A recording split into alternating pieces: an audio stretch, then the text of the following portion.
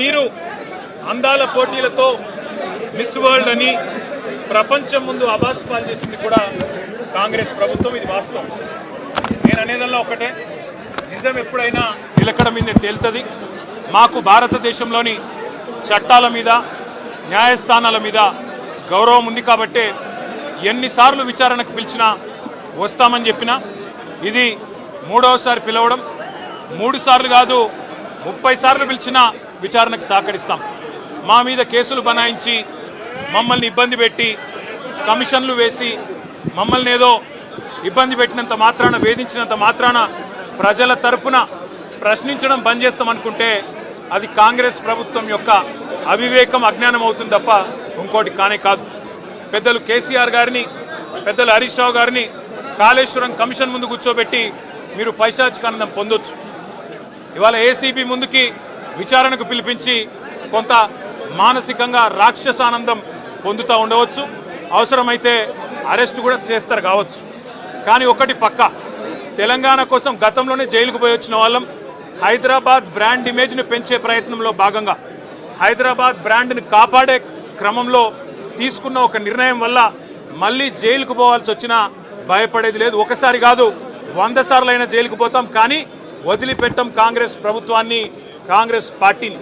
మీరిచ్చిన 420 హామీలు, మీరిచ్చిన దొంగ 6 గ్యారంటీలు, మీరిచ్చిన డిక్లరేషన్లు, ఇవాళ మీరు లోకల్ బాడీ ఎన్నికలకు సిద్ధమవుతా ఉన్నారని చెప్పి వార్తలు వస్తూ ఉన్నాయి. రేవంత్ రెడ్డి గారు నిన్ను మొత్తం రాష్ట్రంలోని బీసీ వర్గాల ప్రజలందరూ గమనిస్తున్నారు.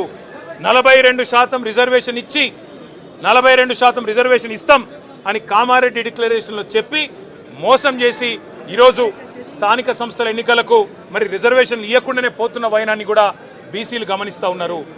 రైతు బంధు పేరిట ఎలక్షన్ బంధుగా మార్చి ఎలక్షన్లు వచ్చినప్పుడు మాత్రమే రైతు బంధు వేస్తున్న విషయాన్ని రైతులు గమనిస్తున్నారు. నెలకు 2500 ఎగ్గొట్టిన విషయాన్ని ఈ రాష్ట్రంలోని మహిళలు గమనిస్తూ ఉన్నారు. 2 లక్షల ఉద్యోగాలని చెప్పి నువ్వు చేసిన మోసాన్ని ఈరోజు రాష్ట్రంలోని యువత గమనించింది. కాబట్టే నీ దగ్గర చెప్పుకోవడానికి సమాధానం లేదు, చెప్పుకునేందుకు ఏమీ లేదు.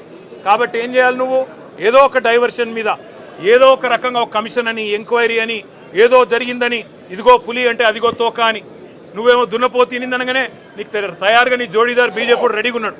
నువ్వు దున్నపోతు తినిందనగానే వాడు దుడ్డని కట్టేయని వాడికి వస్తాడు. మీ ఇద్దరి దొంగ భాగవతం, మీ ఇద్దరి దొంగ నాటకాలు తెలంగాణ ప్రజలకు అర్థమైనాయి. మేము మాత్రం వాళ్ళ పెడితే గిడితే ఒక వ్యక్తినో 2 వ్యక్తులను జైల్లో పెడతావు, కానీ లక్షలాది మంది కేసీఆర్ సైనికులను టచ్ చేసే ధైర్యం నీకు లేదు. తెలంగాణ ప్రజలకు రక్షణ కవచంలాగా ఆనాడు ఉన్నది టీఆర్ఎస్ఏ, ఈరోజు ఉండేది బీఆర్ఎస్ఏ, రేపటికి కూడా స్వీయ రాజకీయ అస్తిత్వమే శ్రీరామ రక్ష అనే విధంగా ముందుకు పోతాం. నువ్వు ఒక్కసారి కాదు 100 సార్లు పిలిచినా వస్తా, 100 సార్లు నిజమే చెప్తా. నువ్వు లై డిటెక్టర్ పరీక్షకు నీకు దమ్ముంటే నువ్వు మగాడివైతే రా, రాష్ట్ర ప్రజలందరూ చూస్తుండగా లై డిటెక్టర్ కూడా రెడీ. నువ్వు ఒక కేసు కాదు ఇంకో 1000 కేసులు పెట్టినా మేము ప్రశ్నించడం బంద్ చేయం, కొట్లాడడం బంద్ చేయం, తెలంగాణ ప్రజల తరపున నిలదీయడం బంద్ చేయం. నువ్వు వేధింపులతో కేసులతో ఏదో సాధిస్తాననుకుంటే నువ్వు సాధించేదేమీ లేదు.